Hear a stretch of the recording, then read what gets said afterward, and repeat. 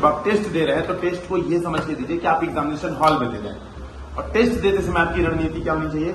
रणनीति में सबसे पहली बात ये होनी चाहिए कि 3 घंटे में 20 के 20 क्वेश्चन मेरे अटेम्प्ट हो जाए। सबसे पहला टारगेट ये होना चाहिए। जनरली हम क्या करते हैं, हम टॉपर्स की कॉपी देखते हैं, देखते हैं टॉपर ने तो ये भी लिखा है, उसने मैप भी बनाए हैं, उसने पॉइंट वाइज चीजों को अरेंज किया है, सबसे अच्छे पॉइंट सबसे पहले लिखे हैं, खराब पॉइंट सबसे बाद में लिखे हैं। हम टॉपर्स की कॉपी देख के घबरा जाते हैं। टॉपर उस प्रोसेस को 3-4 साल 2 साल फॉलो किया है, तब इस लेवल पे आया है।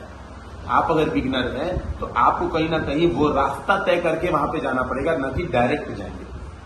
तो इस घबराने से बढ़िया जो मैं बता रहा हूं वो स्टेप कि सबसे पहला टारगेट ये हो कि 3 घंटे में 20 क्वेश्चन अटेम्प्ट हो जाए, चाहे जैसे अटेम्प्ट हो, अच्छा, घटिया, बेकार, खराब, जैसा अटेम्प्ट हो, पहले तो 20 क्वेश्चन अटेम्प्ट हो जाए। सेकेंड टारगेट ये हो 20 क्वेश्चन के सारे पार्ट्स अटेम्प्ट हो जाए। जैसे एक क्वेश्चन में कई बार 2-2 पार्ट्स, 3-3 पार्ट्स पूछता है, तो वो दोनों पार्ट्स, तीनों पार्ट्स अटेम्प्ट हो जाए। ये हमारा दूसरा टारगेट होना चाहिए, दूसरा मेजर टारगेट होना चाहिए। तीसरा जो आपका स्टेज होगा, यानी 2 टेस्ट में आपको ये अचीव करना है। पहले टेस्ट में आपको क्या अचीव करना है? पहले जो 20 क्वेश्चन का टेस्ट देंगे उसमें ये अचीव करना है कि 3 घंटे में 20 क्वेश्चन हम लिख लें, टच कर दें 20 क्वेश्चन। सेकेंड टेस्ट में क्या करना है? आपको ये करना है कि 20 क्वेश्चन के जितने पार्ट्स थे सबको टच करना है, एटलीस्ट सारे पार्ट्स के बारे में 1-2 पॉइंट लिख दें। थर्ड टेस्ट में अचीव करना है कि जितने पार्ट थे सबको बराबर वेटेज देते हुए, तो भाई देखो एक क्वेश्चन के अगर 2 पार्ट है या 3 पार्ट है, सीधी बात है नंबर उसमें डिवाइडेड है। आप एक पार्ट को बहुत अच्छे से लिख दोगे, अगला नहीं लिखोगे तो आपको नंबर एवरेज से कम मिलेगा।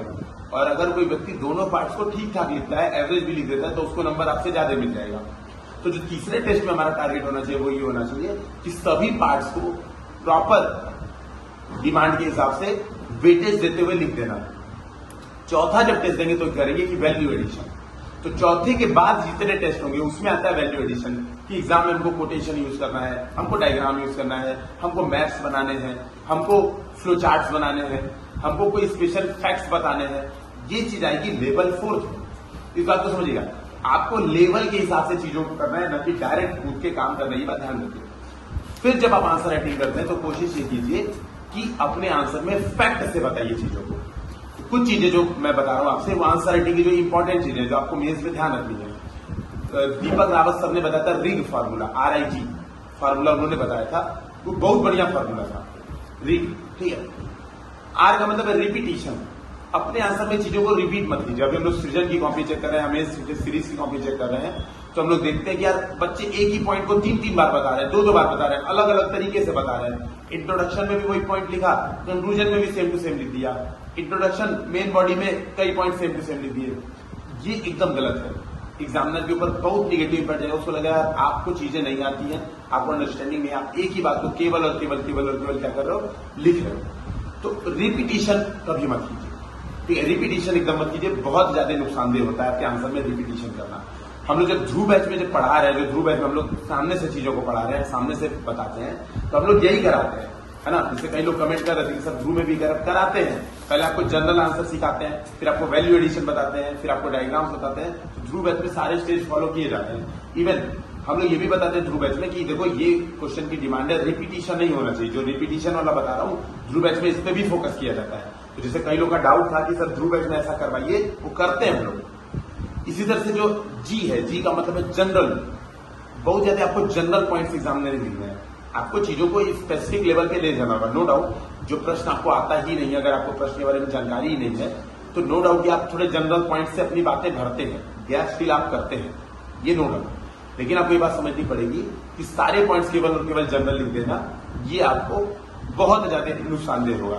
तो आपको ये बात समझनी पड़ेगी कि जनरल पॉइंट के बजाय स्पेसिफिक पॉइंट। स्पेसिफिक पॉइंट कैसे आएगा? थोड़ा डेटा के साथ आएगा।